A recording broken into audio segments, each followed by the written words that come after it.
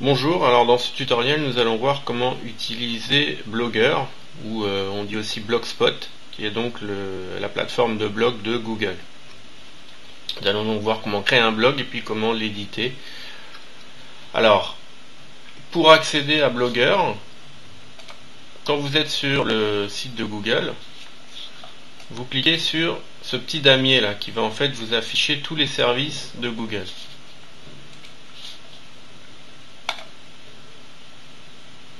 Ensuite, si vous ne le voyez pas dans les premiers services, vous cliquez sur plus. Et là, on le trouve Blogger. Donc vous cliquez là-dessus. Alors, si vous n'avez pas de compte Google, qui est en fait la même chose qu'une adresse Gmail, le compte Google vous permet d'accéder à tous les services, Gmail et d'autres services, il va falloir en créer un. Donc, dans ce cas-là, par exemple, en cliquant ici sur inscription. Alors là, je vous renvoie à un précédent tutoriel sur Gmail où j'apprends justement à créer un compte Gmail, c'est-à-dire à créer un compte Google. Par contre, évidemment, si vous en avez déjà un, par exemple si vous avez une adresse Gmail, dans ce cas-là, vous allez simplement remplir vos identifiants ici, adresse email, mot de passe, et vous allez pouvoir créer un blog et puis l'éditer. Donc allons-y.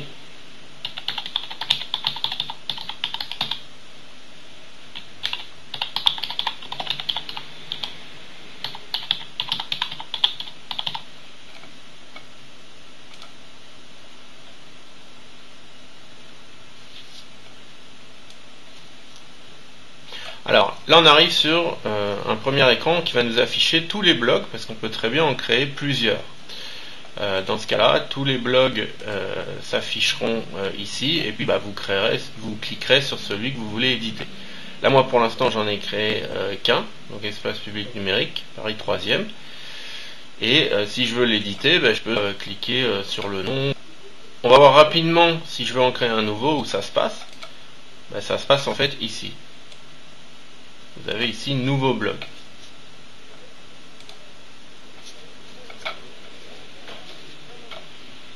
Allons-y. Donc à ce moment-là, vous choisissez un titre pour votre blog. Donc par exemple les super-héros. Une adresse pour votre blog. Alors, dans les adresses, ce sera donc l'URL de votre blog, HTTP, etc. Il n'y aura pas www, il y aura http:// il y aura le nom de votre blog, donc ce qu'on choisit là maintenant. Et puis derrière, par contre, évidemment, il y aura le nom de domaine de la plateforme, .blogspot.com, c'est normal, c'est gratuit, donc on est en sous-domaine. Si on voulait un nom de domaine à soi, il faudrait payer, c'est de l'ordre de 6 à 7 euros par an. Alors, comme c'est une URL, on n'a pas le droit de mettre des espaces, des accents, il faut que tout soit attaché, ou alors vous pouvez mettre des points ou des tirets pour plus de visibilité. Voilà. Pour le référencement, ça change pas grand-chose. Si vous attachez tout, c'est même peut-être aussi bien que si vous séparez par des tirets. Par contre, pour la visibilité, peut-être mieux de mettre des points ou des tirets plutôt. Voilà. Mettons des tirets par exemple, je peux mettre les tirets super héros. Alors là il me dit par exemple cette adresse n'est pas disponible.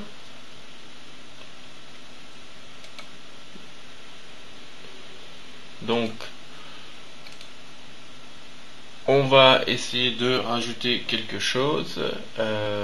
Toc, les super héros. On va mettre.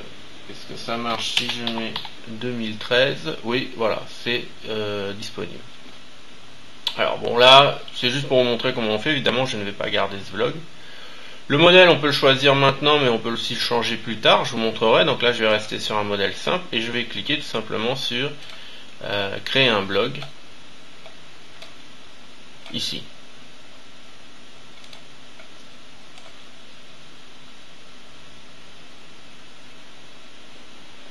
Et voilà, mon blog est créé. Donc vous voyez que maintenant j'en ai deux. J'ai les super-héros ici et puis l'ancien espace public numérique ici.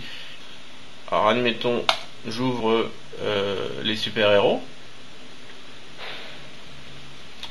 Alors, On va en profiter tout de suite pour voir comment supprimer un blog. Alors évidemment là j'ai encore rien mis dedans, mais si vous avez commencé à publier des articles ou mettre des choses dans votre blog et que vous le supprimez, évidemment vous allez tout perdre. Mais on va voir la manipulation tout de suite, comme ça ce sera fait. Pour supprimer votre blog, en fait il faut aller dans Paramètres. Ensuite dans Autres, tout en bas.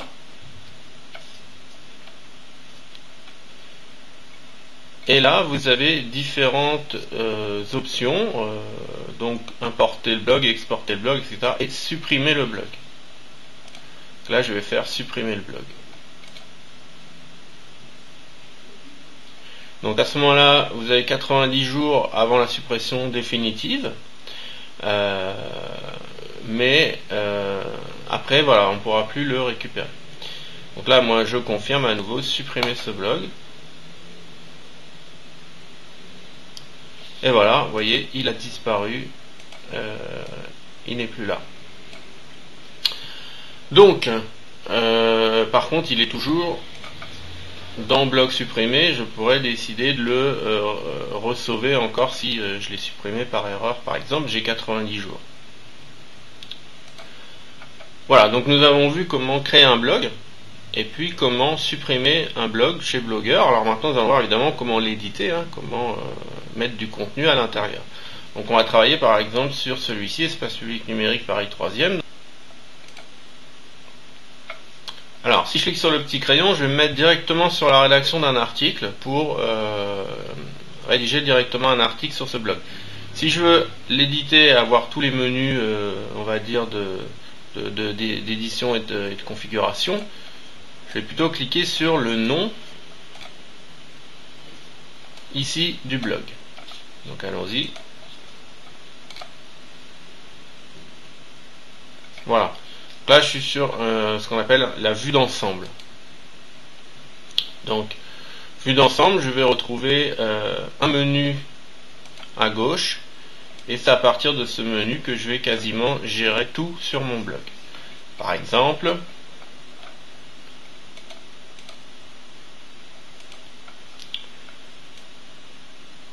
dans articles, je vais pouvoir gérer mes articles ou publier des nouveaux articles. Dans page, je vais pouvoir créer des pages qui s'afficheront sous forme d'onglets.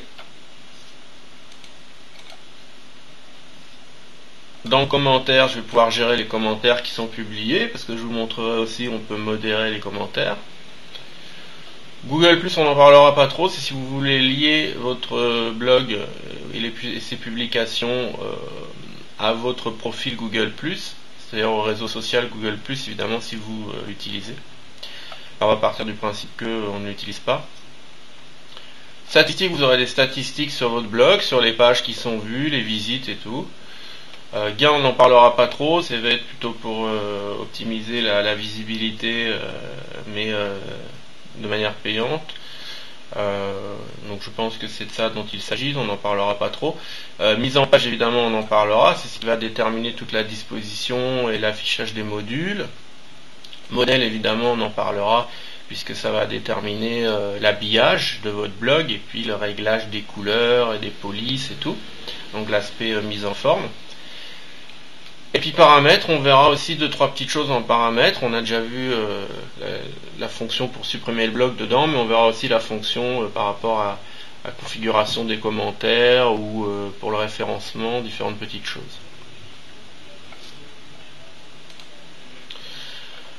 Commençons par une chose toute simple, modifier le thème. Alors pour ça, on va dans Modèle.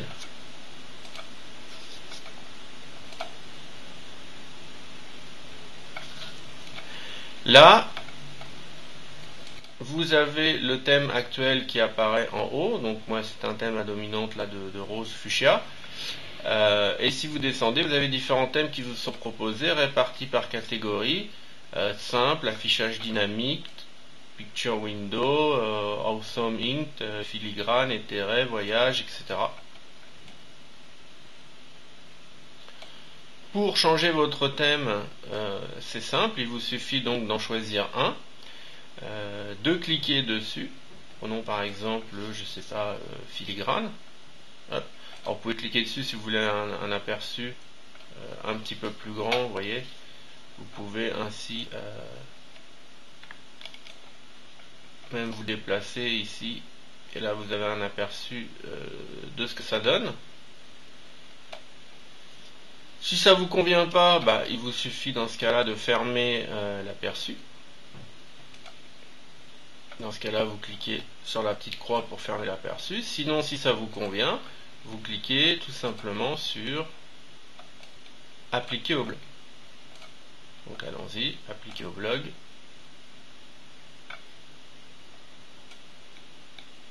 À ce moment-là, si je remonte, je vois que maintenant, le thème actuel de mon blog a changé.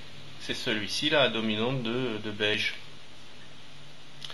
Alors, notez bien que la mise en forme, l'habillage est indépendant du contenu. C'est-à-dire que à tout moment, je peux changer mon habillage, mon thème. Ça me conserve évidemment mon contenu, mes articles, mes photos, mes modules et tout.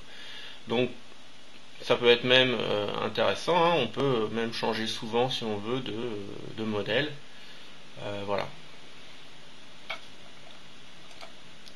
Alors là, je suis dans l'espace d'administration. Si je veux vraiment voir la partie publique, c'est-à-dire mon blog tel que le voient les gens, je peux tout simplement cliquer là-haut sur afficher le blog.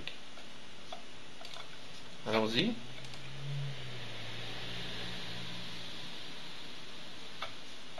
Voilà, donc là, attention, il m'a ouvert mon blog dans un nouvel onglet. Donc mon espace d'administration est toujours ici. C'est-à-dire que si je veux, je peux jongler entre les deux onglets.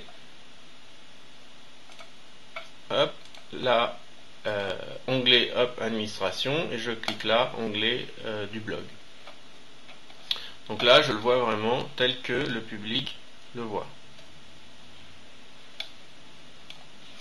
Alors, attention, si vous êtes dans l'espace d'administration, que vous faites une modification, mais si vous ne cliquez pas sur afficher le blog et que si vous retournez dans l'onglet qui était déjà ouvert, ça ne se sera pas réactualisé automatiquement. C'est-à-dire que le serveur n'aura pas envoyé la modification dans cet onglet-là. La modification aura bien été faite sur le serveur, donc si quelqu'un d'autre se connecte sur la page, il verra la modification, mais pas vous. Dans ce cas-là, il faudrait que vous réactualisiez votre page. Quand vous cliquez sur le bouton actualiser de votre navigateur, vous demandez au serveur de renvoyer la page. Donc du coup, si elle a eu des modifications, vous voyez les modifications. Sinon, si vous ne voulez pas faire ça, puisque vous risquez de temps en temps d'oublier d'actualiser et de ne pas comprendre pourquoi vous ne voyez pas la modif, il vous suffit dans ce cas simplement de fermer l'onglet en cliquant sur la petite croix ici. À ce moment-là, il ne reste plus que l'onglet d'administration. Donc vous cliquez sur, vous faites votre modif, et quand vous allez cliquer à ce moment-là sur afficher le blog, il va automatiquement évidemment envoyer la page qui vient du serveur, donc la page avec les modifications. Donc dans ce cas-là, hop, je suis sûr qu'il va recharger la page que je viens de modifier. Donc vous pouvez sinon faire comme ça, hop, vous faites une modif, vous faites afficher le blog, et quand vous avez vu, vous refermez l'onglet avec la petite croix, et ainsi de suite. Voilà, donc deux possibilités, mais si vous laissez l'onglet ouvert, pensez bien à actualiser avec le bouton de votre navigateur.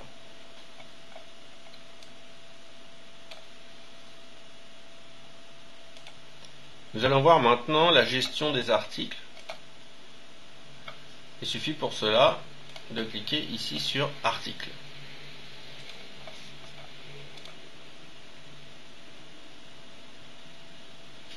Là, moi, je retrouve la liste de tous les articles que j'ai publiés. Par défaut, il les affiche tous, c'est-à-dire aussi bien ceux qui sont publiés que ceux qui ne sont pas publiés. Ceux qui ne sont pas publiés, en fait, ils sont en statut brouillon. Donc vous voyez bien que ici j'en ai 4 de publiés, donc qui sont visibles sur mon site, plus 5 en brouillon, qui sont donc enregistrés quelque part mais qui ne sont pas encore publiés. Donc 5 et 4, 9, donc au total là je vois 9 articles. Dans les 9, je reconnais facilement ici ceux qui sont en statut brouillon, puisqu'il y a écrit de ce côté-là brouillon. Donc s'il n'y a pas écrit brouillon, c'est qu'il est publié. Voilà, alors après je peux filtrer, je peux évidemment cliquer sur publier et là je n'affiche que mes articles publiés. Si je veux en modifier un, soit je clique sur le nom, soit quand je déplace ma souris sur le nom, j'ai l'icône modifier qui apparaît en dessous. Et aussi, si je voulais supprimer un article, vous voyez que vous avez l'option supprimer ici aussi en dessous. Dans Brouillon, donc là je verrai les articles qui ne sont pas publiés. Si je veux changer d'avis et décider de le publier, dans ce cas-là, ce que je vais faire, c'est que je vais cocher la petite case pour sélectionner le brouillon en question. Par exemple, prenons le premier. Je vais cliquer dans la petite case.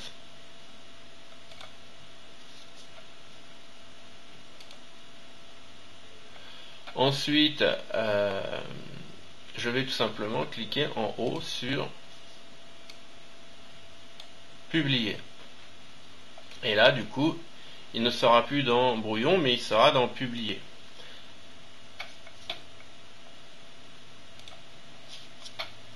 De même, si je veux passer un article en brouillon, je ne veux plus qu'il soit publié. Alors pour ça, je vais aller dans la catégorie publier. Il me suffit d'en cocher un. Et dans ce cas-là, en haut, je cliquerai sur rétablir le brouillon. Et là, il passerait dans ce cas dans la rubrique brouillon, il ne serait plus publié.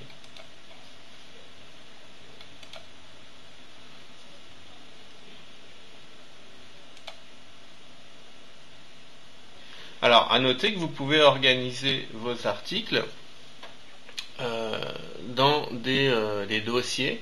Google appelle ça des libellés.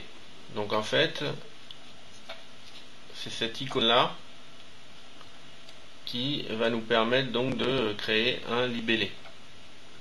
Alors par contre, il faut d'abord sélectionner les articles que vous voulez mettre dans le libellé. Donc par exemple, je vais en prendre deux. Je vais cocher celui-ci et celui-ci. Ensuite, je vais cliquer sur libellé, sur l'icône libellé et je vais cliquer sur nouveau libellé. Là, je vais lui donner un nom. Donc par exemple, bienvenue. Et je fais OK.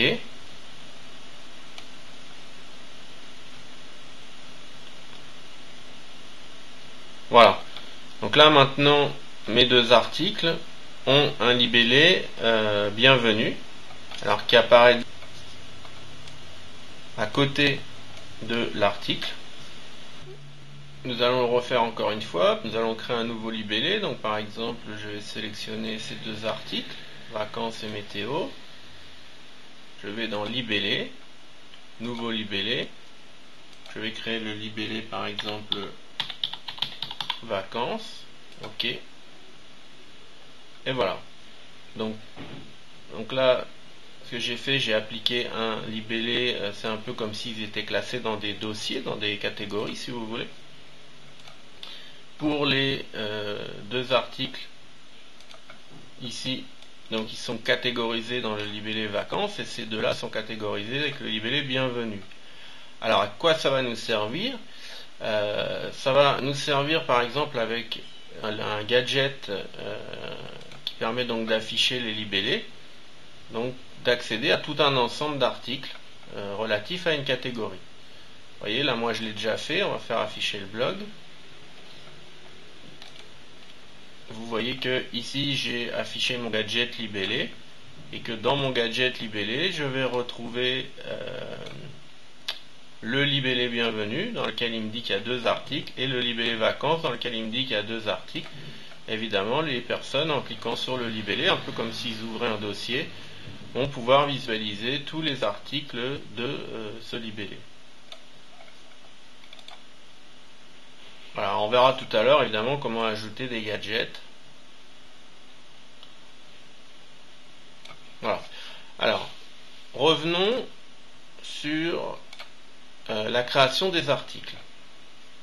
Si je veux créer un nouvel article, je vais cliquer par exemple sur le petit crayon là en haut.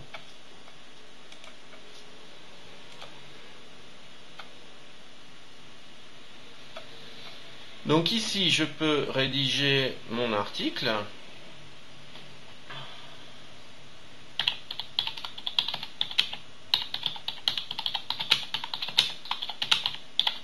Bonjour. bonjour, bienvenue sur mon blog, etc. Évidemment, vous pouvez le mettre en forme puisque vous avez tout un ensemble d'outils de mise en forme là-haut. Donc c'est un petit peu comme en traitement de texte, hein, ou comme dans les boîtes email, on va pas trop s'attarder dessus. Hein, quand on fait de la mise en forme en traitement de texte, faut pas oublier de sélectionner la zone que vous voulez modifier. Après vous allez pouvoir modifier soit la police, soit la taille des caractères, mettre en gras, en italique, souligner, etc. Changer la couleur de votre texte.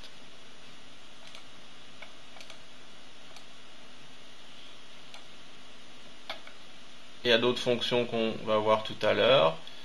Gérer les alignements, centrer, aligner à droite, justifier, voilà, créer des puces, des numérotations, etc. Vérifier l'orthographe à la fin. Une fois que vous avez mis en forme tout votre texte, vous pouvez soit le publier tout de suite. Donc là, si je fais publier, il va apparaître tout de suite sur mon blog.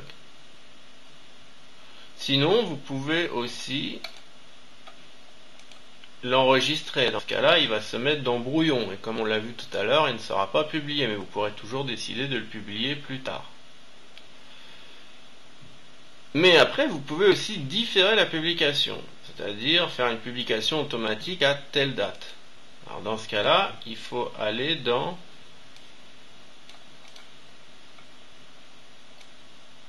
planifier. Donc, vous pouvez faire ici cocher configurer la date et l'heure, choisir une date, par exemple là si on est le 11, je vais mettre le 18, une semaine dans une semaine. Hop, je peux même choisir l'heure, à 14 h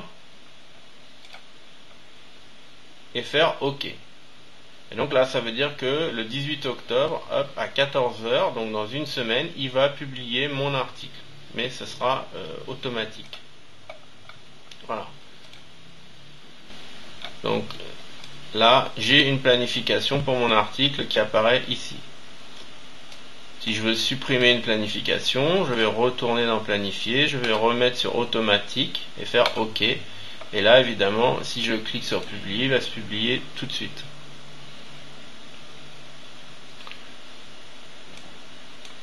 Autre chose intéressante dans options, donc ici,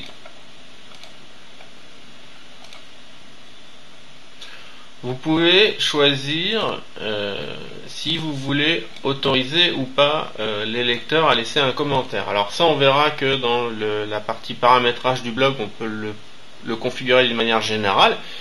C'est-à-dire dire d'une manière générale, je n'autorise pas les commentaires, mais après, au niveau de chaque article, on pourrait redire, ben non, pour celui-ci, j'autorise les commentaires. Voilà. Donc on peut le faire aussi après, au niveau de l'article. Là, on va laisser sur autoriser les commentaires. Voilà, après, vous choisissez, puis vous faites OK selon le choix que vous avez fait. Voilà, donc une option qui peut être intéressante. Alors, on va le publier. Ah oui, n'oublions pas de mettre un titre quand même à l'article. Hop. Bienvenue. Et puis, je vais donc cliquer sur publier.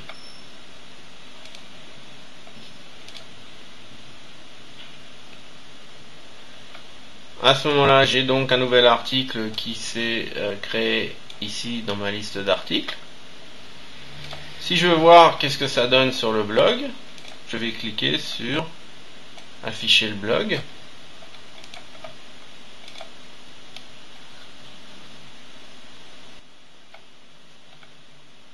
Et à ce moment-là, j'ai bien ici mon nouvel article, vendredi 11 octobre 2013, qui s'est publié. Bienvenue, bonjour, bienvenue sur mon blog. Donc, les articles se publient par défaut, évidemment, par ordre antéchronologique du plus récent au plus ancien, les uns en dessous des autres. On verra qu'on peut aussi structurer le blog avec des onglets. Là par exemple j'ai créé 2 onglets, mais je vous montrerai un petit peu plus tard comment on crée des onglets et des pages.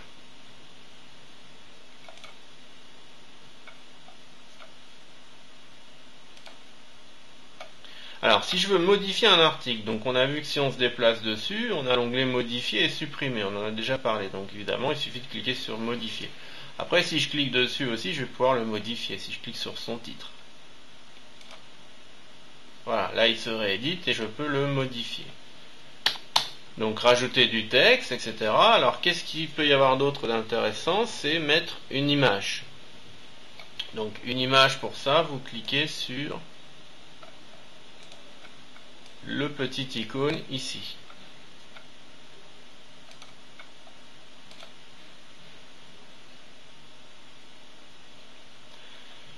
À ce moment-là, vous pouvez mettre une image qui est sur un autre site internet, alors plutôt un des vôtres, une image dont vous avez les droits ou une image libre de droit.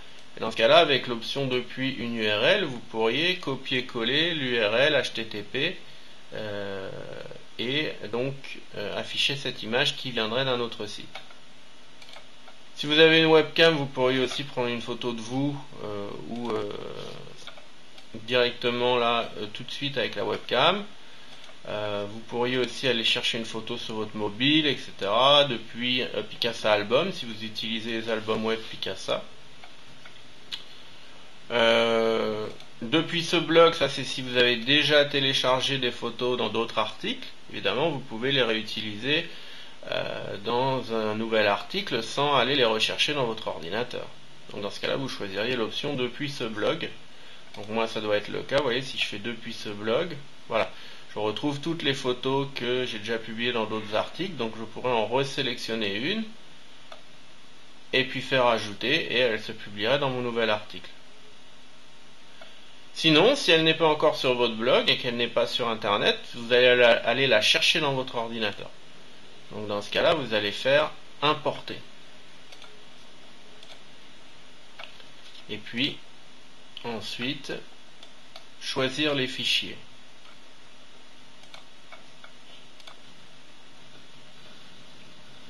À ce moment-là, vous accédez au contenu de votre ordinateur, donc vous allez dans le dossier où est votre photo, par exemple le dossier image, par exemple je vais prendre une photo, hop, un tigre, je clique sur la photo, je fais ouvrir ou je double-clique sur ma photo, là il la télécharge,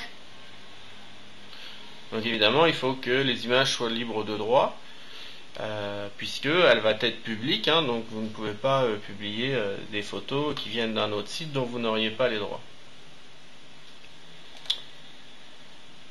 Et ensuite vous faites ajouter les images sélectionnées. Et voilà, votre photo est ici. Mais on peut encore la mettre en forme, puisque vous voyez que quand vous cliquez dessus, vous pouvez choisir de l'afficher en petit, en moyen, en grand, vous voyez que vous avez des fonctionnalités en dessous, ou en extra large, dans sa taille originale. Alors taille originale, c'est pas toujours gérable, parce que des fois elles sont très grandes. Vous pouvez gérer, si vous voulez, l'aligner ensuite à gauche, la centrer ou l'aligner à droite, ajouter une légende, etc. La supprimer, si vous décidez de la supprimer finalement, ou aller dans les propriétés de la photo, donner un titre, par exemple tigre, et un texte alternatif. Alors texte alternatif, je vous le recommande, ça va vous servir pour le référencement. Votre photo va pouvoir être référencée dans Google et donc du coup on trouvera plus facilement votre photo et donc votre blog dans Google.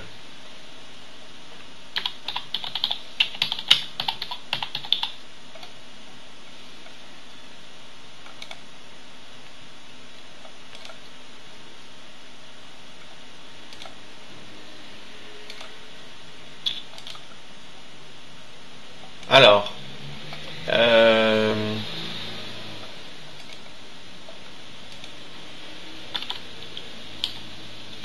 si j'écris donc un paragraphe, je peux vouloir mettre ma photo à droite ou à gauche du paragraphe. Vous pouvez aussi la glisser. Si vous mettez dessus, vous avez un croisillon. Vous pouvez glisser votre photo. Et vous voyez que automatiquement, elle va s'aligner à gauche du texte. Ou, si je la glisse de l'autre côté, elle va s'aligner à droite de mon texte. Votre texte, vous pouvez aussi changer l'alignement. Là, par exemple, mon texte est sur un alignement centré. Donc, je pourrais choisir de l'aligner plutôt à gauche, par exemple, ou à droite.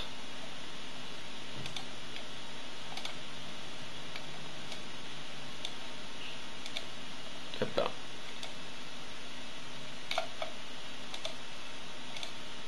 Voilà. Donc vous pouvez comme ça déplacer votre photo aussi avec votre souris, et puis après vous réglez les alignements de la photo et puis les alignements de votre texte à côté. Si on veut voir le résultat, donc je vais dans ce cas-là non plus cliquer sur publier, mais tout simplement sur mettre à jour.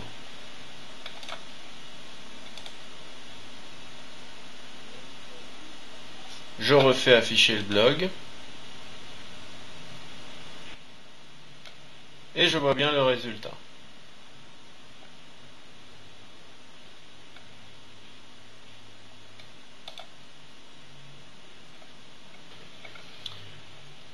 Alors, rééditons notre article. On a donc vu comment mettre une photo. On peut aussi créer des liens.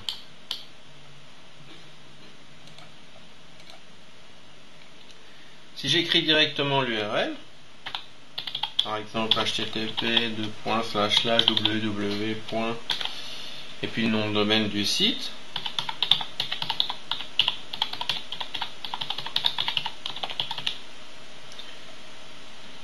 si je sélectionne mon URL et que je clique en haut sur associer,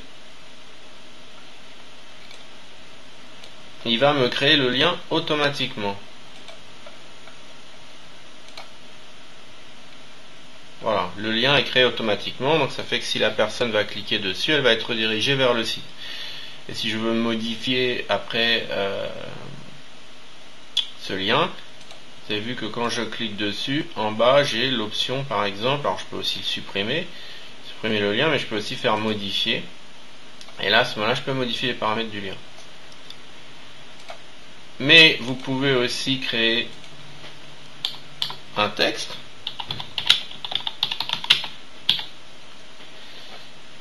Vous pouvez aussi écrire un texte, sélectionner votre texte et cliquer sur associer. Et dans ce cas, donc, vous avez dans la partie adresse web, vous allez pouvoir écrire ici l'URL associée à ce texte évidemment.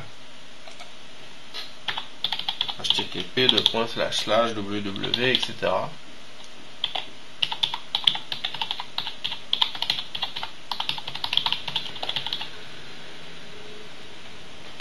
Option intéressante, vous pouvez choisir, alors par défaut il va ouvrir le lien dans une nouvelle fenêtre, mais si vous décochez, il ouvrira la page dans la même fenêtre, donc du coup ça va remplacer la page de votre blog. Ça, c'est ce qui se passe quand on est sur le même site, mais quand on change de site, généralement, c'est pas ce qu'on fait, surtout si c'est des liens avec un autre site, une sorte de partenariat en quelque sorte. On veut que la personne, quand elle aura fini de voir l'autre site, puisse revenir facilement sur le nôtre, pour garder le maximum de visibilité possible. Donc si la fenêtre est restée ouverte, forcément, elle pourra revenir dessus plus facilement, sinon elle risque de ne plus retrouver la page et de passer à autre chose, on va dire, donc on perd des visiteurs. Donc évidemment, tout l'intérêt, c'est plutôt d'ouvrir les liens partenaires dans une nouvelle fenêtre. Après, on fait OK. Et voilà, le lien est créé. On peut tester, hop, on va refaire mettre à jour. Afficher le blog. Et je vais descendre un petit peu. Voilà, donc là j'ai deux liens, hein, sauf que là celui-ci j'ai écrit directement l'URL, celui-ci j'ai écrit un texte et ensuite l'URL, j'ai défini l'URL associé. Donc là si je clique sur celui-là, EPN Paris 3, il m'ouvre dans une nouvelle fenêtre. Alors bon, maintenant dans les navigateurs on gère ça au niveau des onglets, hein. Les fenêtres c'est quasiment fini, hein. Donc il m'a bien ouvert un nouvel onglet, j'ai mon onglet qui est resté ici, il m'a ouvert un nouvel onglet qui m'a affiché donc le site internet.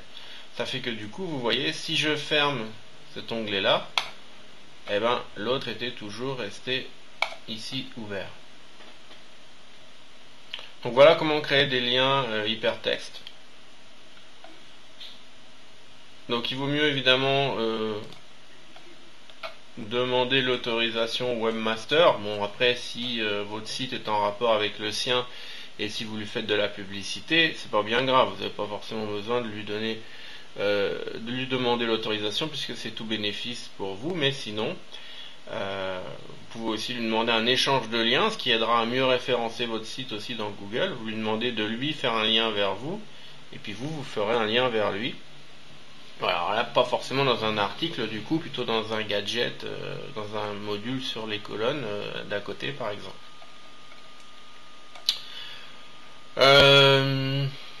Alors, continuons sur nos articles, on va rééditer. On a vu comment insérer des photos. Alors, on peut aussi insérer des vidéos. Vous avez ici l'onglet Insérer une vidéo.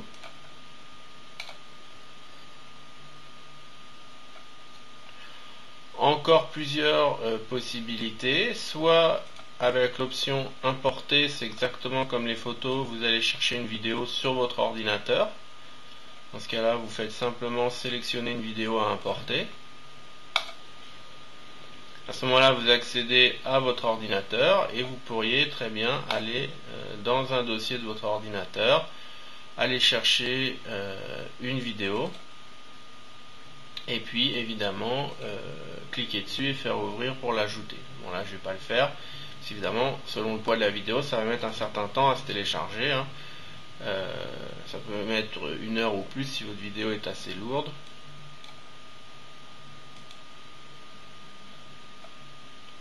Si vous avez une webcam de brancher, vous pourriez vous filmer. Aussi récupérer quelque chose si vous avez branché votre mobile de votre téléphone. Si vous avez publié des vidéos sur YouTube, comme c'est le même compte avec les mêmes identifiants, le même mot de passe, du coup quand vous allez faire mes vidéos YouTube, vous allez voir directement les vidéos que vous avez publiées sur YouTube, vous allez pouvoir la sélectionner directement. Sinon, si vous voulez mettre une vidéo qui vient de quelqu'un d'autre sur YouTube, vous faites dans ce cas-là depuis YouTube. Depuis YouTube. Là, vous pouvez faire une recherche directement, toujours dans Overblog, hein.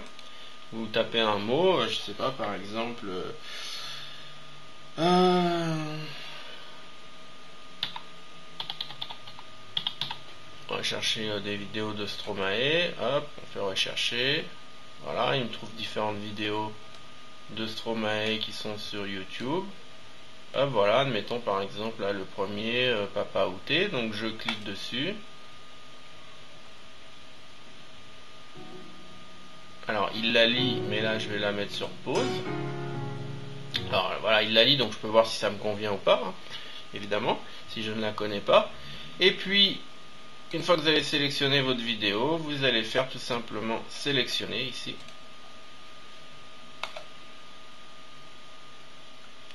Et voilà, à ce moment-là, votre vidéo ici va s'afficher dans votre article. Toujours pareil, vous pouvez soit l'aligner à gauche, à droite, ou la laisser centrée. Vous pouvez même la déplacer, hein. Voilà.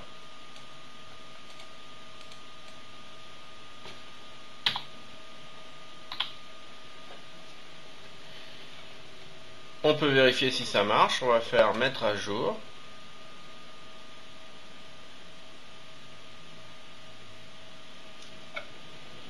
Afficher le blog.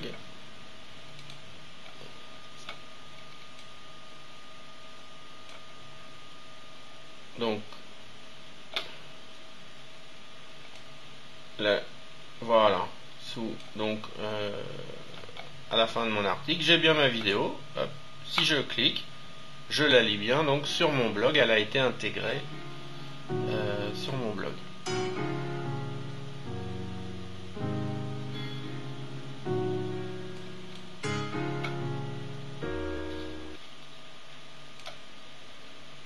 Alors, on va rééditer l'article.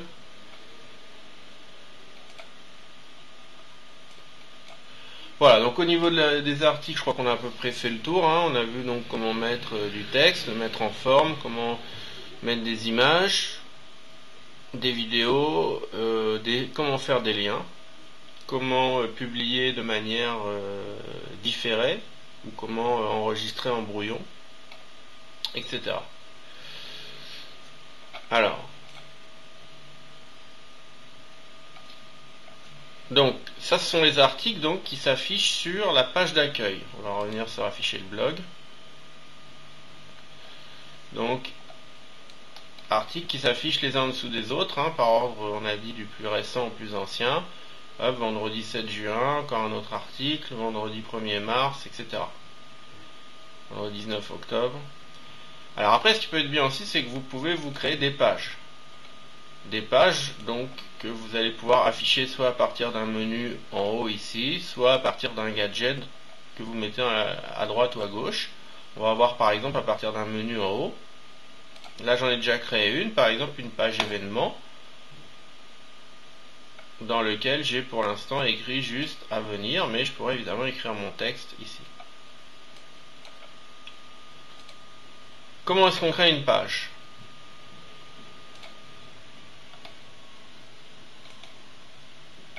On va tout simplement dans page, donc c'est juste en dessous d'article.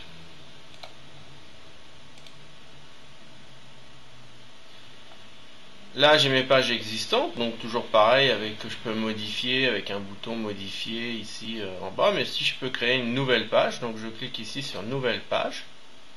On va mettre page blanche. Je lui donne un titre. Alors c'est comme un article, hein, vous voyez, ça ressemble, c'est la même façon de procéder. Donc je sais pas, on va l'appeler par exemple concert. Et là c'est pareil, je vais pas non plus écrire beaucoup de texte, je vais juste écrire à venir.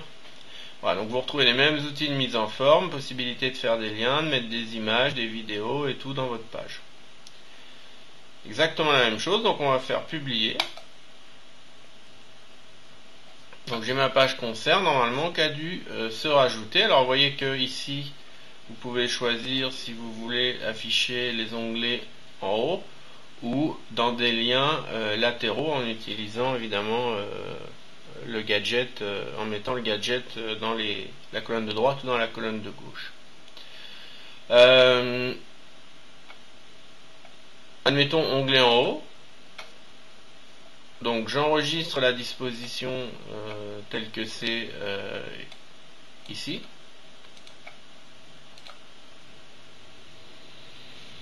Alors à noter que je peux aussi changer l'ordre, hein. Quand je me mets dans la partie grise, j'ai une petite croix, je peux aussi déplacer l'ordre, mettre par exemple concert avant événement.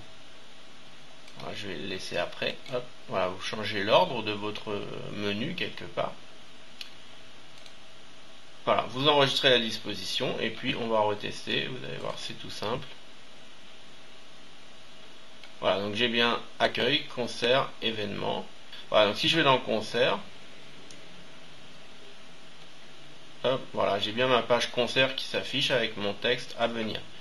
Donc là dans les pages vous pouvez pas mettre plusieurs articles a priori, donc c'est juste un seul article, mais bon il peut être aussi long que vous le voulez, mais bon l'idée c'est de faire quand même une seule page. Voilà, événement. Voilà, donc là on retrouve la structure un petit peu classique d'un vrai site internet avec un menu et puis des pages. Alors que l'idée du blog à la base c'est comme sur la page d'accueil, c'est de publier différents articles comme ça les uns en dessous des autres. Voilà, donc rien de bien compliqué pour les pages. Ah bah oui, concert il avait rebougé, hop, on va le remettre après. Ah non il veut pas, alors on va remettre événement après. Voilà. accueil, événement, concert, enregistré. Voilà. Donc si je veux remodifier le contenu, donc il suffit que je clique sur modifier, par exemple pour événement, hop, voilà, et puis là je peux à nouveau rééditer le contenu de ma page. Là, je vais faire fermer. Ok, voilà.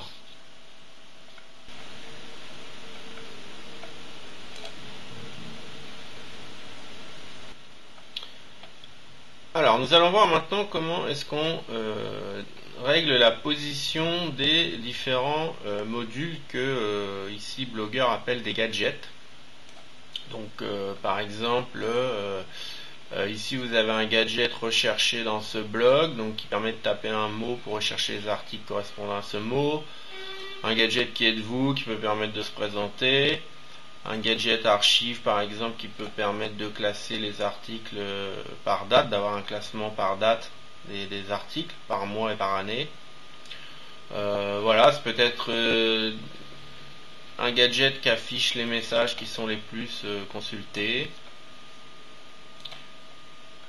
etc. En fait, vous avez plein de gadgets comme ça. Alors, vous avez aussi un gadget qui permet d'afficher les libellés des articles. On va essayer de voir comment gérer tous ces gadgets. Comment est-ce qu'on fait ça? Alors retournons dans la partie administration. Ça va se situer dans mise en page.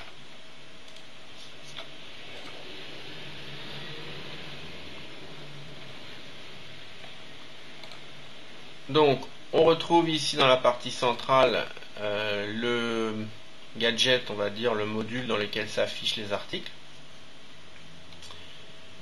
Et puis on retrouve des colonnes à gauche et à droite.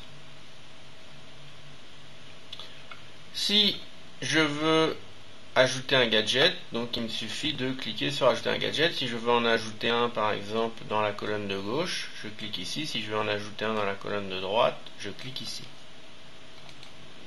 Admettons, je veux en ajouter un dans la colonne de gauche. Je clique sur ajouter un gadget.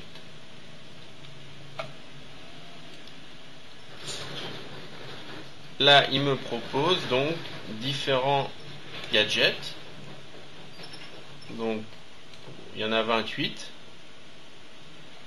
Après, en cliquant sur plus de gadgets, je peux encore en accéder à d'autres. Ici, j'en ai 869. Donc, je peux même faire une recherche pour chercher, atteindre plus rapidement le gadget que je souhaite. Voilà, on peut même aussi en ajouter des gadgets qu'on aurait fait même soi-même. Prenons les gadgets les plus généraux. On va faire simple là, pour débuter.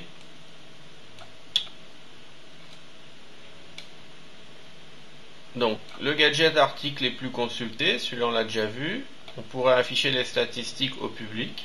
Alors, on les voit évidemment dans la partie administration pour nous, mais on pourrait aussi les mettre affichés au public. Le gadget page, je l'ai déjà ajouté, c'est ce qui va me permettre d'afficher mes libellés.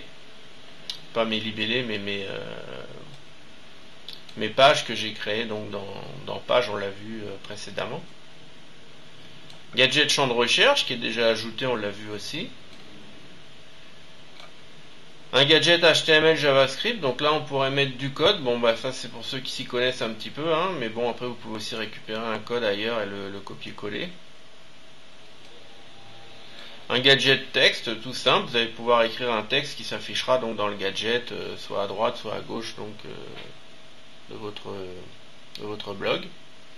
Gadget image, on met une image tout simplement. Gadget diaporama, il va faire défiler des images. Gadget sondage, on pourrait créer un sondage avec des questions et puis les personnes répondraient aux questions, ça peut être sympa. Etc. etc. Donc là par exemple celui qu'on va ajouter c'est le gadget libellé, donc c'est-à-dire qu'on l'a vu, si on crée un article et qu'on lui met un libellé, dans ce cas là les articles vont être catégorisés par libellé et là on peut afficher les libellés des articles. Donc pour ajouter un gadget c'est très simple, vous cliquez quand vous l'avez trouvé sur le petit plus.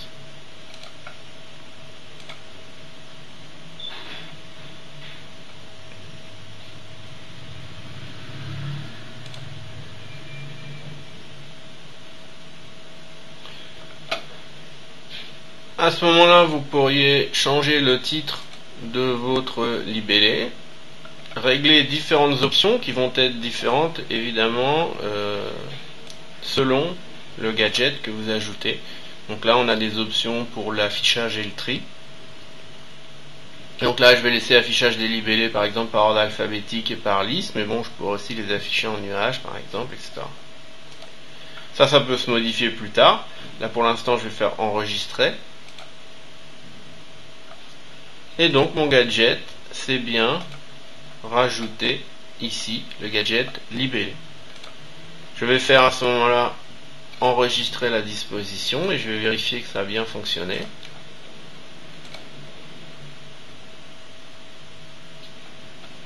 Afficher le blog.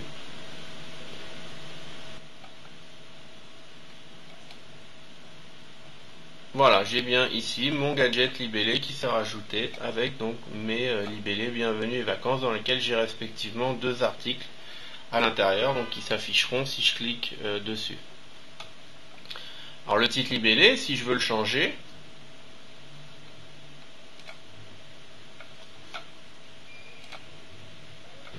ici donc dans mon gadget, j'ai un bouton modifier, donc je clique sur modifier.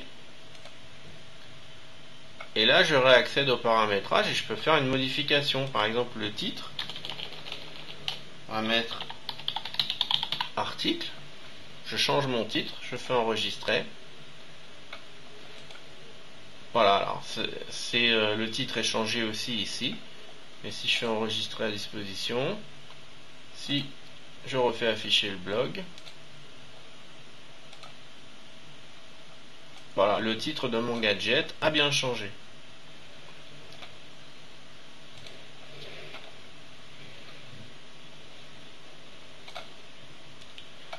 Si je veux déplacer un gadget, si je me mets au milieu, j'ai une petite croix blanche, il me suffit de le glisser, donc je peux comme ça le modifier sa position dans la même colonne, ou même aller le glisser dans une autre colonne. Par exemple, je peux aller le glisser dans la colonne de droite. Voilà. Régler l'ordre pareil dans la colonne de droite.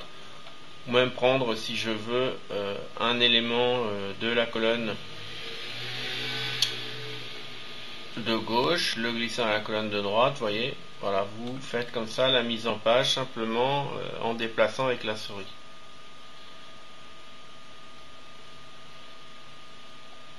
Bon, on va pas aller revérifier, donc là forcément il a changé l'ordre. Donc le gadget page, quand vous l'avez ajouté, donc par exemple qui s'est mis en haut, donc je peux le modifier ici. Mon gadget page.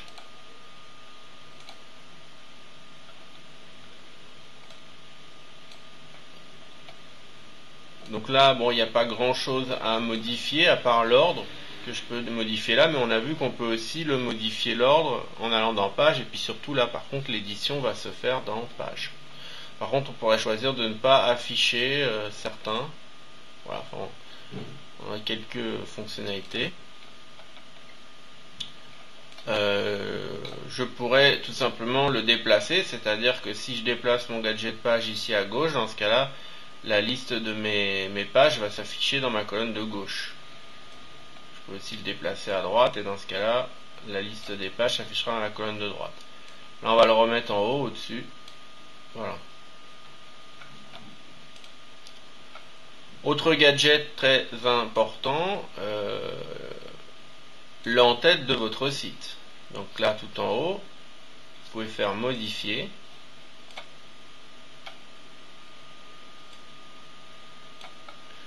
Donc là, vous allez pouvoir mettre le titre de votre blog et une description de votre blog, et ça évidemment ça va s'afficher dans le bandeau tout en haut de votre site. Après vous pouvez aussi mettre une image. Donc dans ce cas là vous cochez depuis votre ordinateur, sauf si vous allez chercher l'image depuis un autre site web, et sinon depuis votre ordinateur vous faites parcourir. Vous allez dans le dossier de votre ordinateur où est votre photo, par exemple image, et puis vous allez chercher votre photo. Donc par exemple ici je vais prendre ma photo. Donc alors évidemment il faut que ce soit une photo qui fasse une certaine largeur si vous voulez que ça remplisse la même taille que votre blog, sinon ça va pas être joli. Donc il faut travailler la largeur en pixels et la hauteur de votre pixel de votre photo avant de l'importer. Là je fais ouvrir, il la télécharge. Voilà. Et là je peux choisir soit de substituer le titre et la description. Donc dans ce cas-là, il n'affichera que l'image. Ou sinon, je peux mettre ma description après l'image. Dans ce cas-là, il va mettre ça en dessous de l'image. Donc là, voilà, si j'ai écrit 62 rue de Bretagne, ça apparaîtrait en dessous de l'image. Ou alors je peux choisir de le mettre l'image derrière le titre et la description. Dans ce cas-là, le titre et la description vont se mettre par-dessus la photo. Si évidemment je ne veux pas de titre et de description, puisque tout serait par exemple dans la photo, j'aurais écrit espace public numérique dans la photo, je pourrais aussi dans ce cas-là effacer pour ne pas avoir de titre et de description. Là on va essayer de le faire juste pour voir si ça se superpose. J'enregistre ma disposition, je fais afficher le blog, voilà, donc j'ai bien mon image qui s'est mis en en-tête, qui a à peu près la même largeur. Là pour le coup j'ai eu un coup de bol parce que j'avais pas prévu, mais ça s'est bien ajusté à peu près en largeur. Et j'ai donc bien mon titre et ma description qui s'est superposé par-dessus la photo. Alors là, évidemment, ça dépasse ici, donc il faudrait que je réduise par exemple la police. Alors ça, je vous montrerai tout à l'heure comment personnaliser un petit peu la mise en forme générale de votre blog, c'est-à-dire les polices, les tailles et les couleurs. On verra ça à la fin. Voilà, donc si vous ne voulez pas de texte par-dessus votre photo, vous pourriez aussi, donc comme je le disais, l'effacer.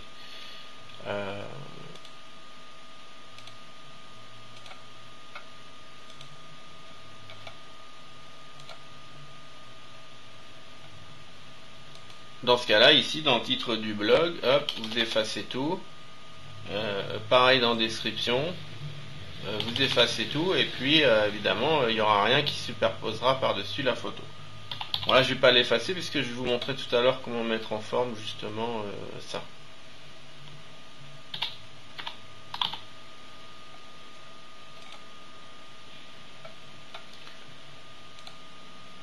Voilà, vous avez d'autres zones où vous pouvez ajouter des gadgets, ici en dessous, tout en bas de votre site, et puis une sorte de zone de pied de page dans lesquelles vous pouvez mettre les droits. Là, si vous faites modifier, vous allez pouvoir écrire par exemple les copyrights, tout droit réservé, et puis vous mettez voilà votre nom, le nom de domaine de votre site ou une marque ou autre.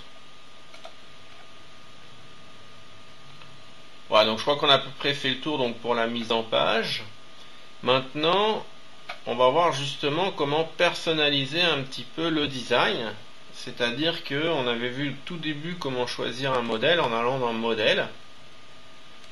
Mais on peut évidemment personnaliser le modèle. Donc, allons-y, modèle.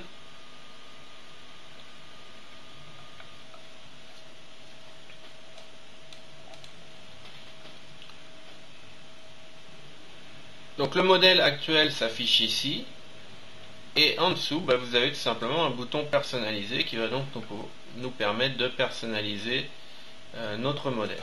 Donc allons-y, personnaliser.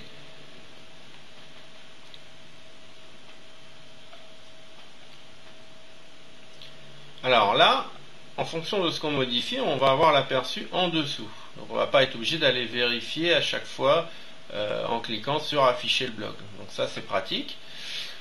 Les différents réglages sont répartis en catégories qu'on va retrouver sur la partie gauche. Modèle, arrière-plan, ajuster la largeur, mise en page et avancé. Alors, le premier, donc modèle, donc là je suis déjà dessus, ça on l'a déjà vu, évidemment je choisis le modèle que je veux réparti dans différentes catégories. Ensuite, arrière-plan. Donc on va passer sur le suivant, arrière-plan. Alors, arrière-plan, vous pouvez choisir une palette de couleurs. Il va calculer tout seul l'harmonie entre la couleur de fond et les couleurs des textes. Entre les couleurs de fond et les couleurs des textes. Vous prenez en fait une sorte de couleur principale que vous réglez ici en cliquant là sur la palette. Par exemple, je prends une couleur principale dans les fuchsia. Je peux régler ici si je vais plus vers le clair, vers le sombre, vers la couleur un peu plus vive, etc. Donc je choisis ma couleur principale. Je peux aussi modifier ici ma teinte en allant par exemple plus dans les rouges, plus dans les foncés, etc. Et en fonction de ma couleur principale, quand je l'ai choisie, donc je clique à l'extérieur, il va me régler les dégradés en dessous, ici. Et donc vous voyez bien que vous avez ici des textes par exemple qui sont plus foncés, un peu dans les violets, alors que le fond est plus clair. Donc vous voyez qu'il a calculé une sorte de palette de couleurs. Il a essayé de faire une espèce d'harmonie par rapport à ma couleur principale. Mais évidemment, on va pouvoir régler tout ça indépendamment. On le verra tout à l'heure. Pour l'arrière-plan général, je peux ne pas vouloir une couleur d'ailleurs. Je peux vouloir une image. Alors dans ce cas-là, qu'un cela me tienne, ici je peux cliquer sur image d'arrière-plan.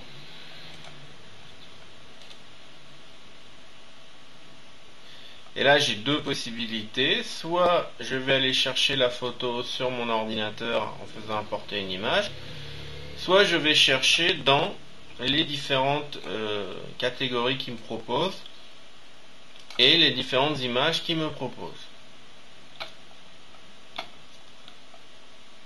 Si je voulais en importer une de mon ordinateur, je ferai importer une image, je ferai parcourir, et là j'irai chercher une photo dans mon ordinateur qui apparaîtrait en image de fond.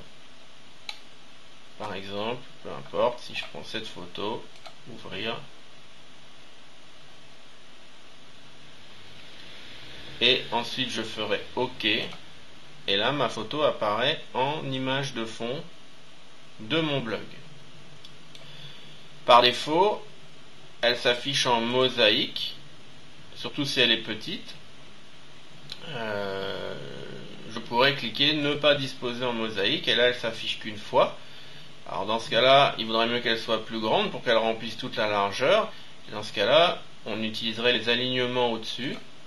Alignement ici, centré en haut, ou centré en bas, alignement à droite en haut, etc.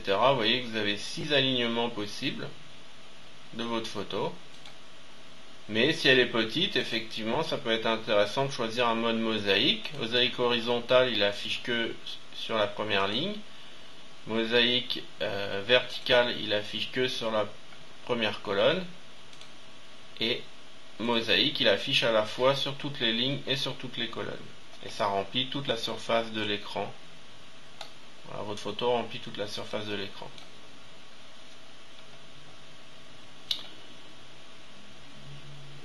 Si vous voulez faire défiler avec la page ou pas, dans ce cas-là, vous avez juste la partie centrale avec les articles et les colonnes qui défilent, mais l'image reste fixe derrière. Ou alors vous cochez faire défiler avec la page, et dans ce cas-là, votre image défile avec la partie centrale et les articles.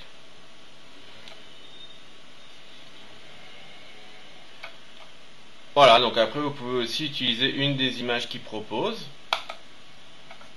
vous cherchez dans les catégories. Hop, je vais dans technologie, peu importe. Je choisis une photo. Tac. Je fais OK. Voilà, là j'utilise une image à lui. Une image que Blogger me propose.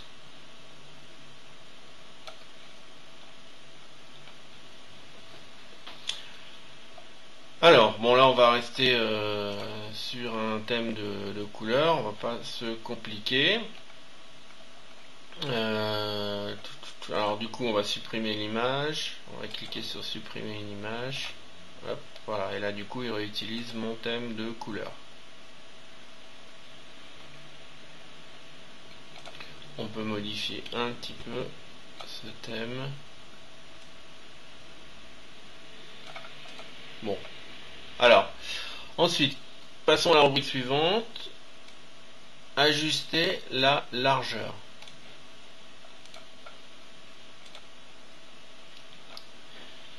Là, il m'a proposé a priori par défaut 930 pixels de large. Alors vous pourriez réduire la largeur, donc c'est la largeur complète, hein, c'est-à-dire si on de la partie centrale plus avec les colonnes à côté, ce qu'il appelle les barres latérales. Vous pourriez la diminuer, mais bon, dans ce cas-là, vous n'avez pas forcément la place de tout afficher dans vos articles et dans vos colonnes. Vous pouvez l'augmenter, alors l'augmentez pas trop, puisque il y a encore quand même certains écrans qui n'affichent que 1024 pixels en largeur. Donc si vous augmentez, si vous faites un site qui fait plus de 1024 pixels de large, les personnes sur ces ordinateurs-là seront obligées de se déplacer à droite à gauche avec leur souris pour pouvoir voir la partie droite ou la partie gauche de votre site. Donc du coup la navigation est très contraignante, ça va pas leur plaire du tout. En même temps, maintenant, ça dépend sans doute des pays, mais les résolutions en 1024 deviennent quand même minoritaires, hein, surtout par exemple sur les ordinateurs portables. Maintenant, on est facilement en 1200, voire même 1600 pixels de large. Encore que, évidemment, on a les portables, les petits portables et les Pocket PC là, et bon, on retombe toujours dans le même problème. Voilà. Bon, 930, ça me paraît pas mal. Et puis vous pouvez régler la largeur de vos colonnes. Là on est à 180 pixels à droite et à gauche, mais vous pourriez évidemment augmenter la largeur plus par exemple de la colonne à droite et diminuer plus la colonne à gauche par exemple. Donc vous voyez là, hop, on voit directement en dessous ce que ça donne, ça c'est pratique. Mais évidemment, ça me réduit la largeur de ma partie centrale. Donc là, je vais quand même pas trop mettre en largeur, de manière à me libérer plus d'espace dans ma partie centrale. Ensuite,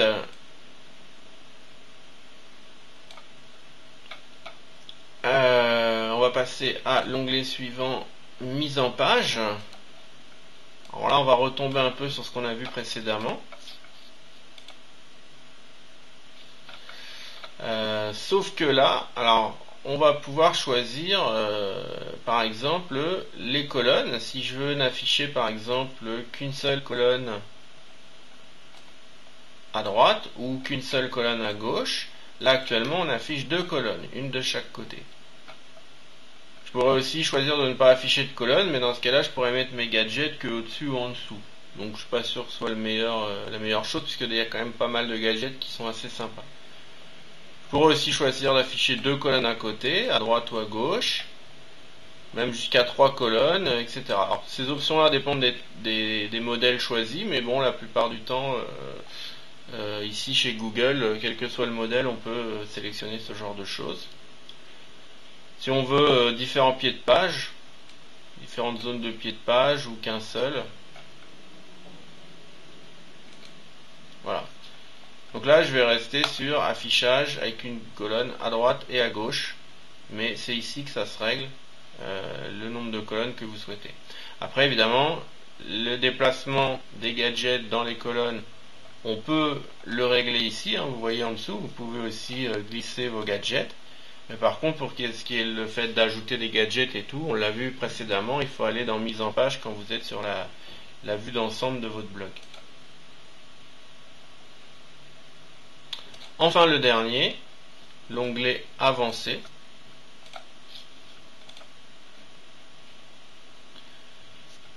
Là, vous avez à nouveau ici différentes sous-catégories dans l'onglet avancé.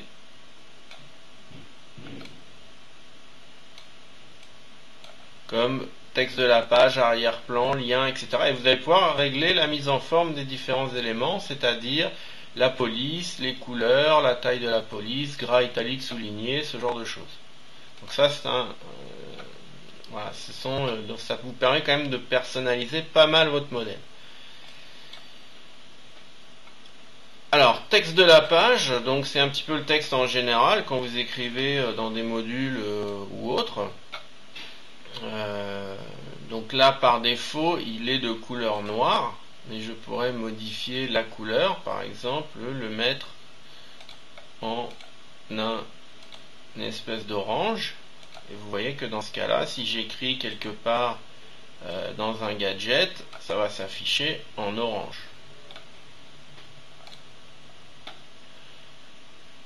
Je peux régler la taille du texte général, 14 pixels, etc. 16 pixels si je veux grossir. La police. Vous avez différents modèles de police. Gras italique. Les arrière-plans. Alors, on a vu dans l'arrière-plan qu'on pouvait mettre une image, mais c'est pour l'arrière-plan général de la page, ou une couleur, un modèle de couleur pour toute la page. Mais ici, vous allez pouvoir régler différemment l'arrière-plan extérieur. Donc, par exemple, dans l'arrière-plan extérieur, donc là, je peux choisir un arrière-plan de couleurs différentes.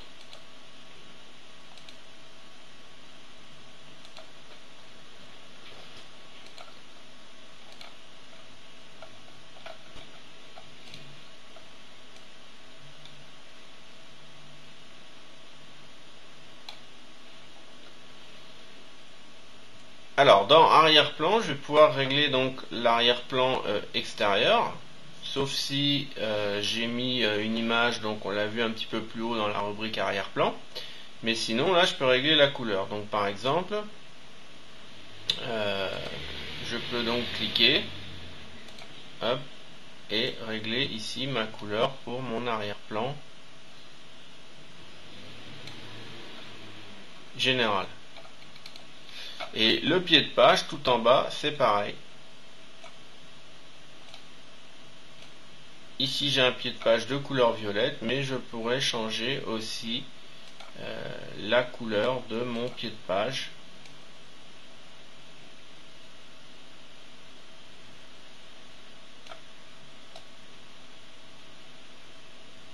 Voilà. Ensuite,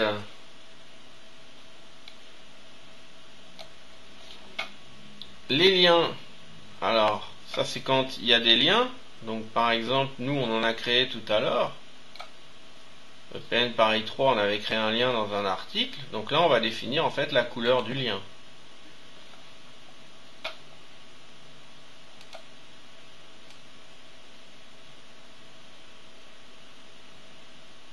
Voilà, vous réglez ici la couleur de vos liens.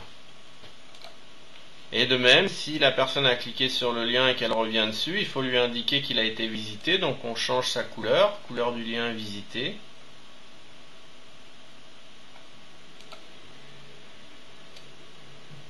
Voilà. Couleur de pointage quand on déplace la souris au-dessus.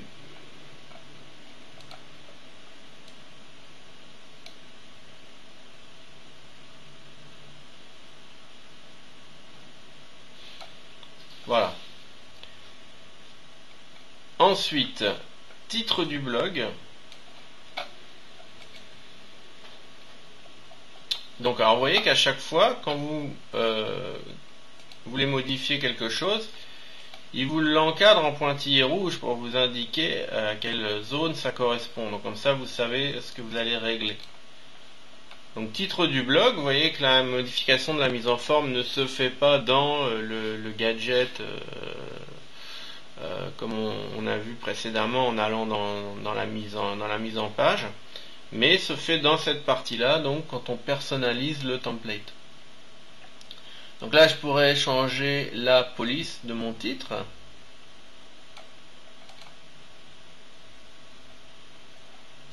Donc vous avez différentes polices, plus ou moins certaines plus fantaisistes que d'autres. La taille, là par exemple je suis à 60 pixels, je pourrais évidemment diminuer la taille de mon titre.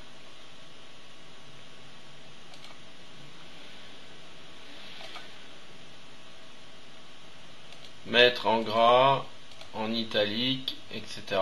Et puis la couleur, là je suis en couleur blanche, je pourrais évidemment changer sa couleur.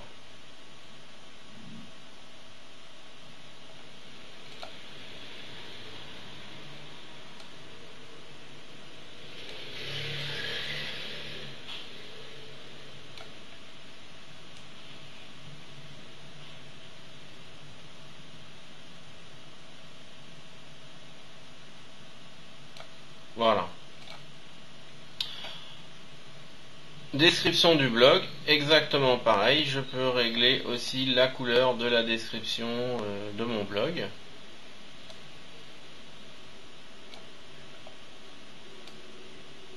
Voilà, ça fonctionne pareil.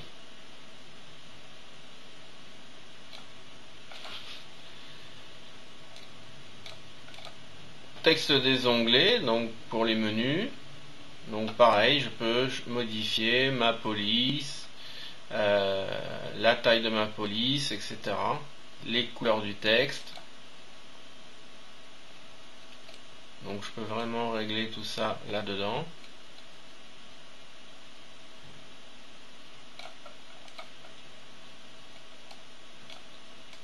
L'arrière-plan des onglets, je pourrais aussi ne pas mettre de couleur d'arrière-plan. Là par exemple il est en transparent, vous avez l'option transparente, mais je pourrais aussi lui mettre une couleur.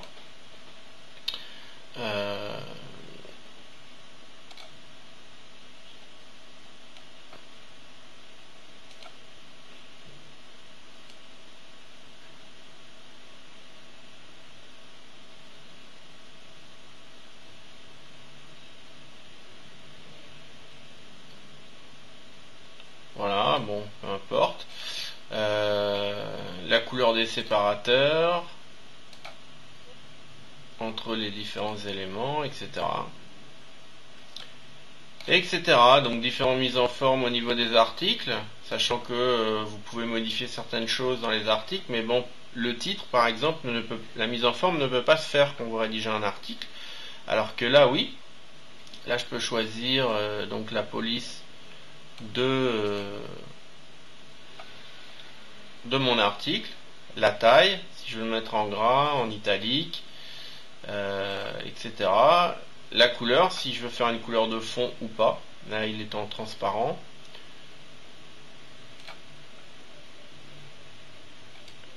Mise en forme du pied de page, mise en forme des gadgets. Donc, gadgets, par exemple, changer les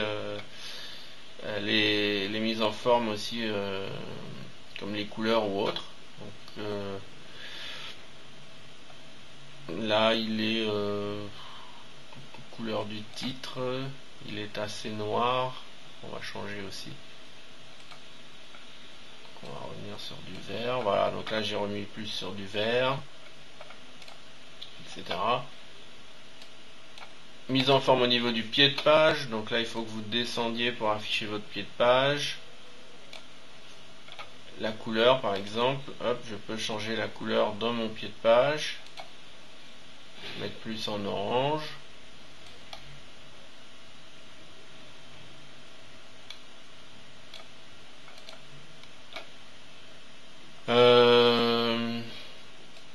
Voilà, la mise en forme des liens dans le pied de page aussi.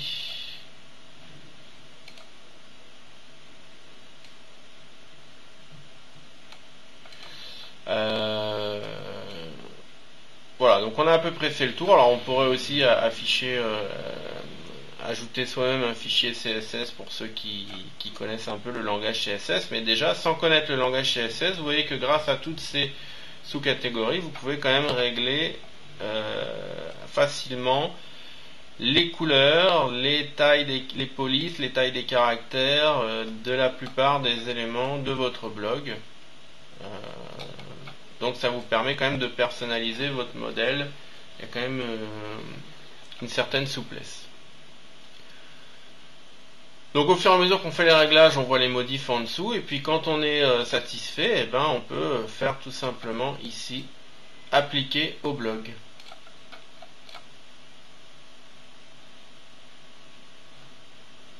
À ce moment-là, je peux soit faire retour à blogueur, ou si je veux continuer de travailler dans l'espace d'administration, ou faire afficher le blog si je veux voir ce que ça donne. Donc là, je vais faire simplement retour à blogueur.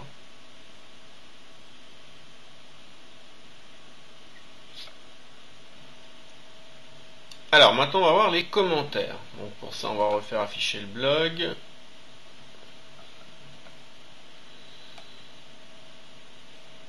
Sous un article, vous pouvez laisser un commentaire.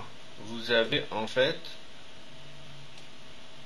un petit crayon ici, ou même si vous cliquez sur aucun commentaire, et vous allez pouvoir laisser un commentaire. Ou pas, selon les autorisations qu'on donne. Après, évidemment, quand des commentaires sont laissés, on peut les afficher. Là, par exemple, j'ai sous celui-ci un commentaire. Donc du coup, si je clique, je vais afficher dessous le commentaire. Ici, belle bête. Donc commentaire qui s'affiche sous l'article. Donc la question c'est, est-ce que vous voulez laisser les visiteurs laisser des commentaires sous vos articles? Où est-ce que ça se règle? Donc dans l'espace d'administration, vous allez dans paramètres.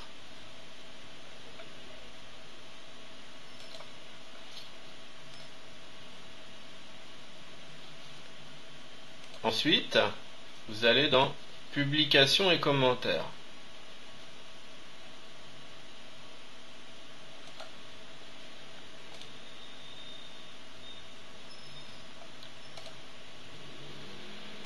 Là, vous allez trouver la rubrique commentaires.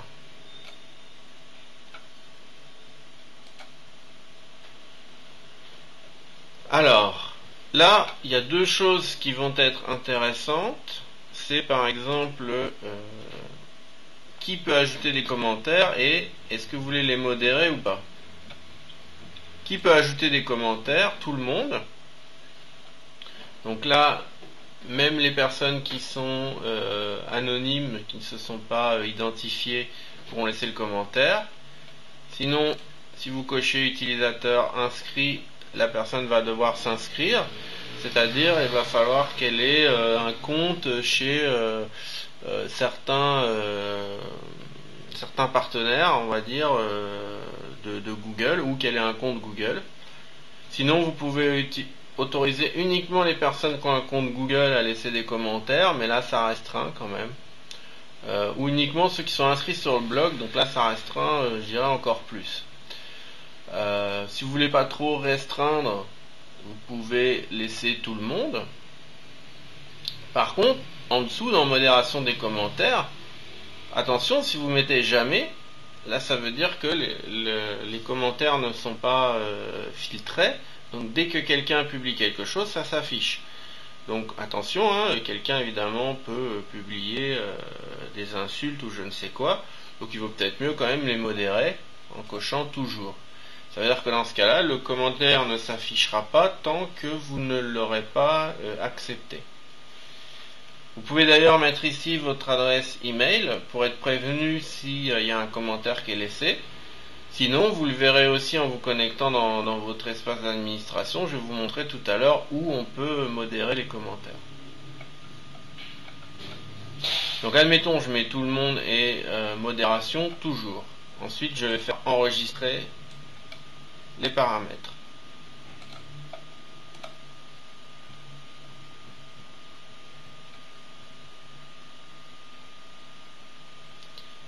Maintenant, où je gère mes commentaires, tout simplement, ici, j'ai une rubrique commentaires.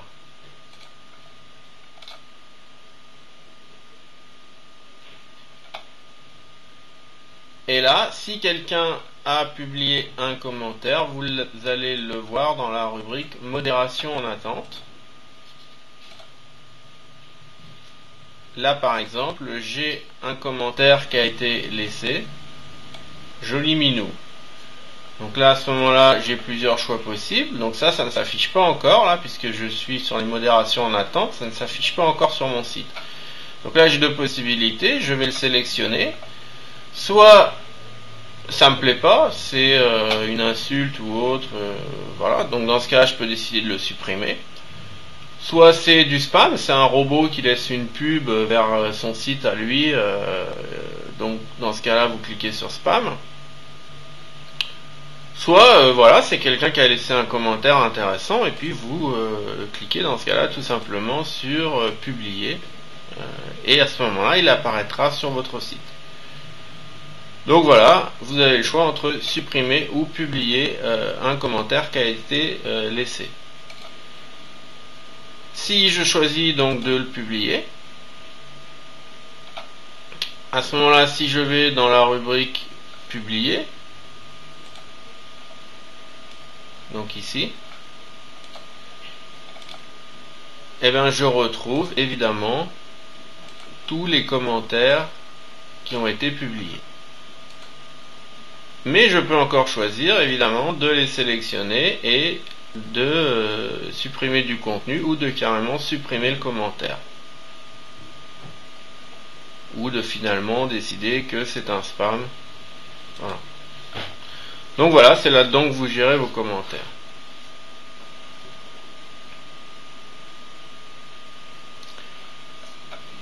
Alors, on a à peu près fait le tour donc de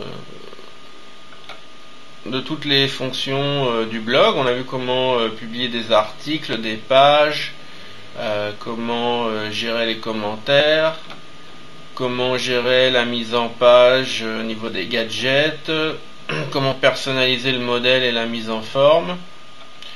Voilà, donc dans l'onglet statistiques, vous retrouverez des statistiques de vos visiteurs, donc ça peut être assez intéressant quand vous aurez beaucoup de visiteurs. Et sinon, dans l'onglet paramètres,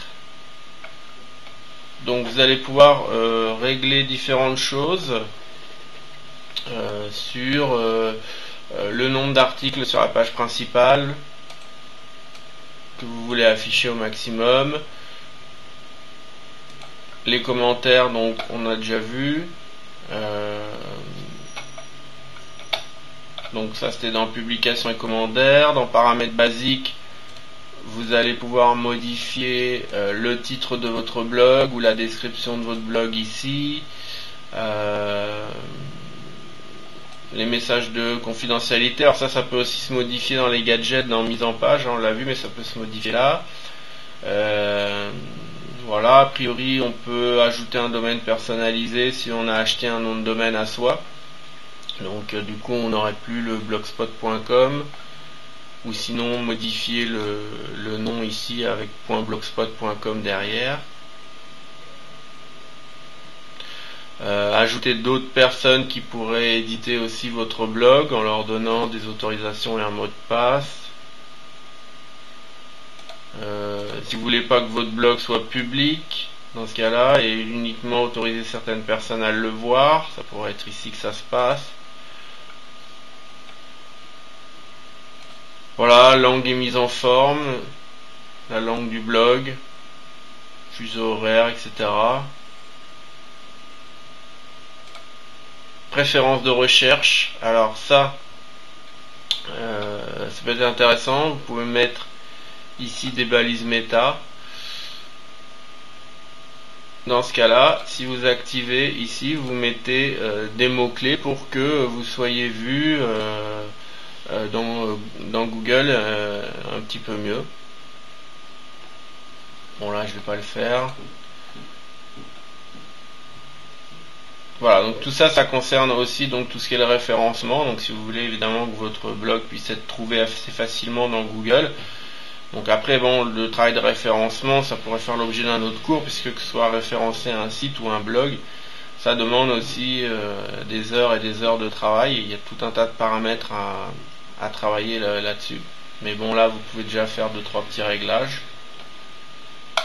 Et enfin, dans Autres, on avait vu l'option par exemple pour supprimer le blog. Qu'est-ce qu'il peut y avoir d'autre? Voilà, si votre blog est réservé aux adultes, contenu réservé aux adultes, oui, non. Voilà.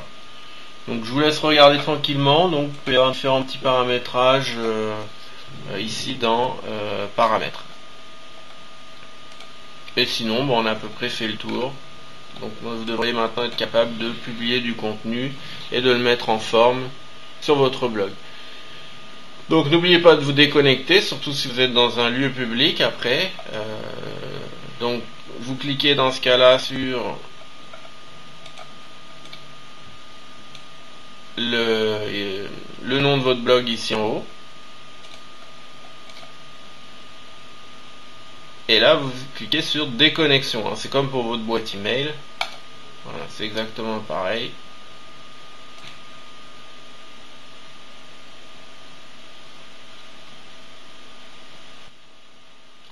Voilà, donc là je reviens sur la partie publique, puisque je vois ici mon URL, epn3.blogspot.fr, mais ici j'ai bien quitté mon espace d'administration, et je le vois d'ailleurs puisqu'il me repropose ici de me connecter dans mon compte Google, donc je suis bien déconnecté. Donc une fois que vous êtes déconnecté, après vous pouvez fermer votre navigateur. Voilà, donc je vous remercie et je vous dis à bientôt pour un prochain tutoriel.